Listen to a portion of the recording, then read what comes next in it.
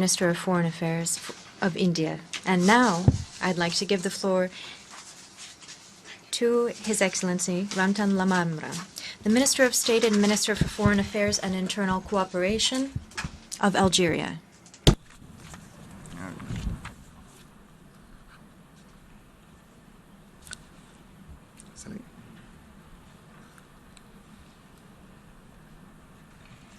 الرحمن الرحيم والصلاة والسلام على نبيه الكريم السيد الرئيس السيدات والسادة. In the name of God, the Merciful, the Compassionate, Mr. President, Mr. Secretary General, Excellencies, ladies and gentlemen, on behalf of Algeria, I'd like to convey my warm congratulations to Mr. Liketoft Mogins for his appointment to the presidency of the 70th session of the General Assembly. I would also like to convey to the President of the previous session, Mr. Kutesa, my most heartfelt gratitude and acknowledgement for the many specific achievements made during his presidency, which we shall endeavor to build upon. This session coincides with the commemoration of the United Nations 70th anniversary. It takes place in a time where the international community is facing many challenges as well as opportunities, which are the fruit of 7 decades of sweeping transformation and collective work, with their part of success and failure.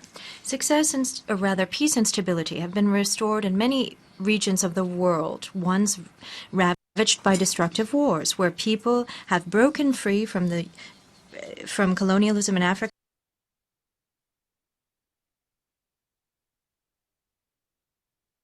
Asia, and Latin America, and the world has seen a qualitative leap forward as well as significant development. This situation is in striking contrast with the ongoing colonization and foreign occupation in some regions, as well as the worsening of poverty and hunger, which remain today the largest challenges for the United Nations, alongside threats of terrorism, organized crime, drug trafficking, and trafficking in human beings. In this context, I would be remiss were I not to reference the media images of the massive flow of refugees to Europe due to humanitarian catastrophes from war and crises. They undoubtedly evidence a collective failure in dealing with conflict and ensuing consequences in many regions, in particular in the Middle East. The outcome declaration of the Development Summit for post-2015, which was held some days ago, has confirmed this observation of failure. But at the same time, it reinstates the universal commitment to tackling challenges before humanity on the economic, social, security, and environmental fronts, and in particular, the need to pool efforts so as to push back against poverty, to adopt new approaches to jumpstart development and improve living conditions for human beings, who should be the focus here, while also ensuring that there's a conservation of natural resources and the environment is protected.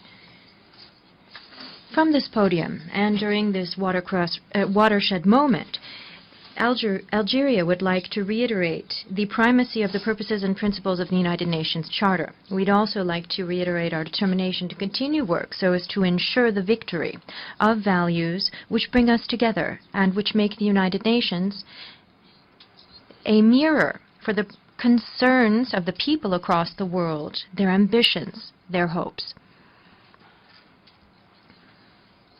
May I also once again underscore the need to continue reforming the United Nations, adapting its mechanisms and updating tools.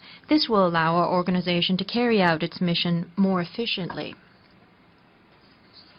On the one hand, this is a matter of reaffirming the role of the General Assembly as an architect and mouthpiece for international cooperation for development, and the implementation of its resolutions and guidelines. On the other hand, there's also a need to reform the Security Council due to emerging threats and challenges which loom large on peace and security internationally.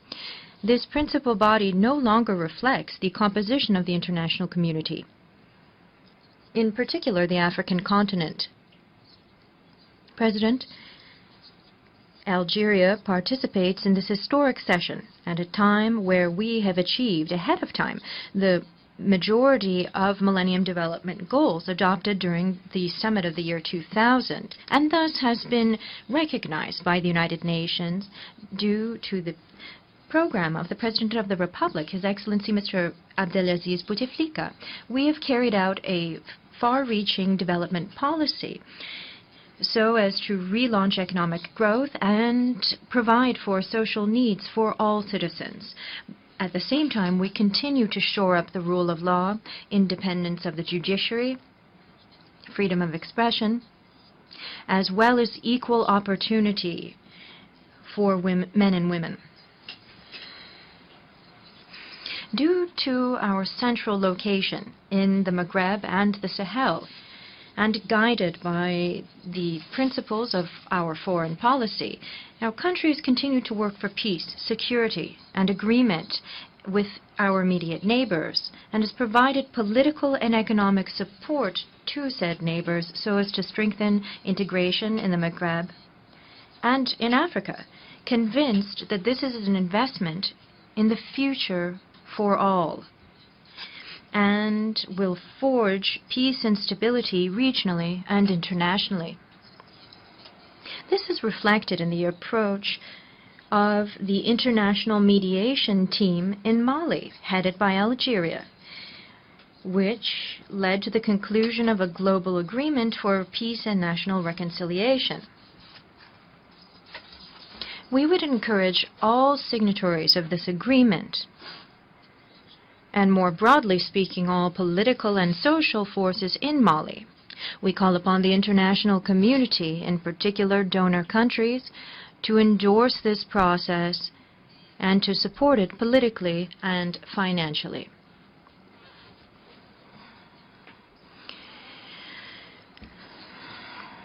And this in an ongoing manner. Mr. President, Algeria has been alongside the brotherly Libyan people since the outbreak of the crisis in this neighboring country. We've spared no effort in assisting the country in reinstating peace and stability, as well as the country's unity. We reiterate our support to the United Nations efforts in Libya for an inclusive and comprehensive solution which brings on board all stakeholders in Libya for the immediate creation of a government of national accord. Here, we'd like to stress the efforts of the African Union in conflict resolution and peacekeeping on the African continent, which, to its credit, has made several achievements.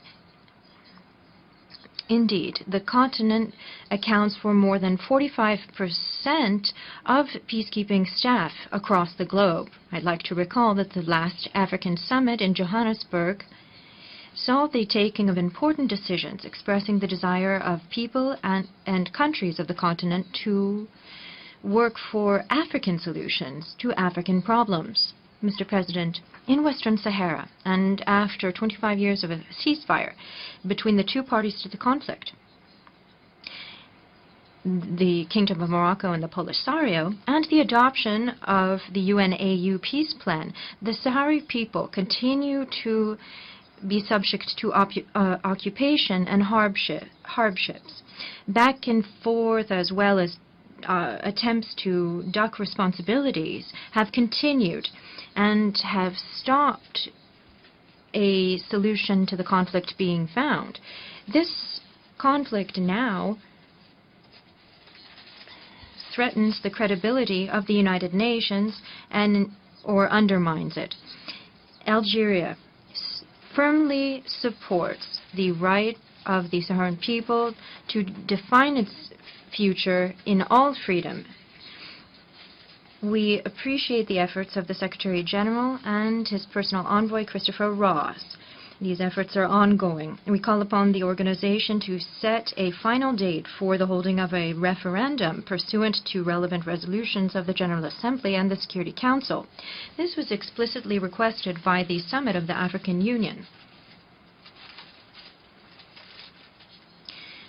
which was held in June 2015. We shall spare no effort to help parties to the conflict and the United Nations to find a swift implementation of this solution, which the people of Western Sahara would so like to see,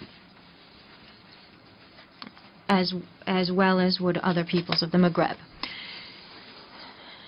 Based on this same belief in the necessity to peacefully settle differences, we are carefully following the changes in the situation in Syria and Yemen, as well as the suffering of these two brotherly peoples. We call upon stakeholders to resolutely commit to seeking a peaceful solution to the crises impacting their countries. There is no solution to this, other solution to this.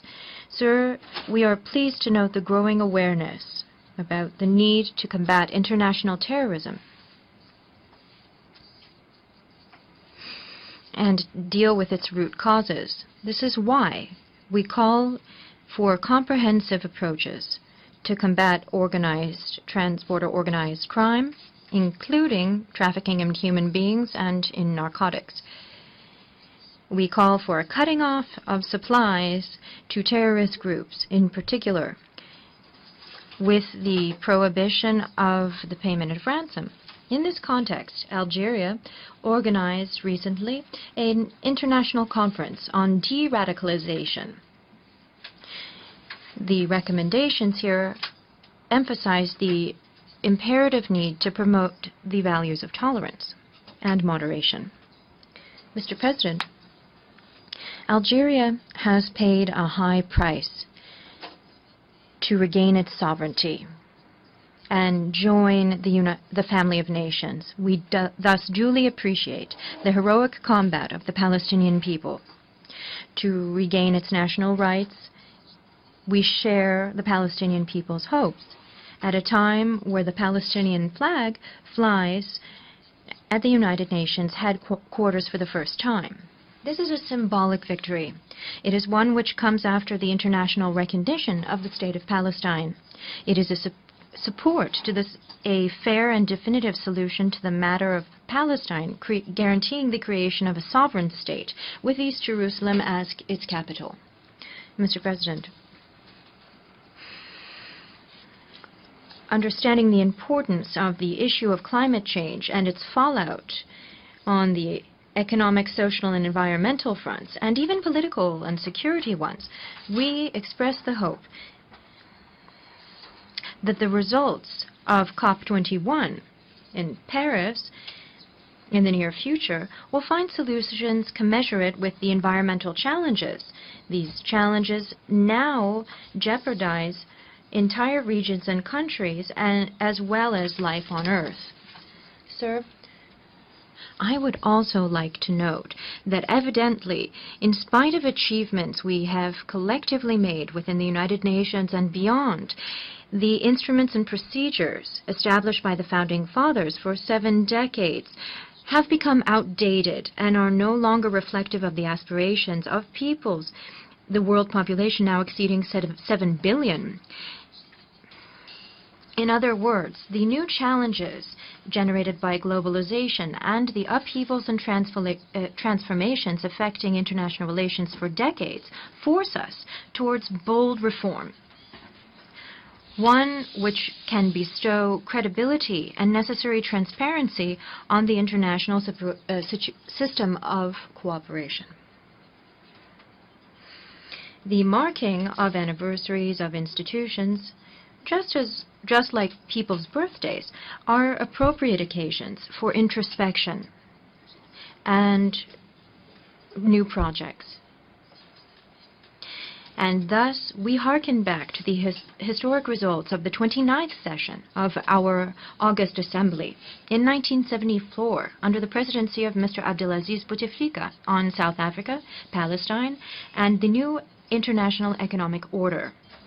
We do so as to express the hope that the current session will draw inspiration from this historic time in our organization, so as to rise to current challenges by a qualitative, collective, and courageous leap forward to promote a humankind which is at peace with itself, free from fear, and free from want.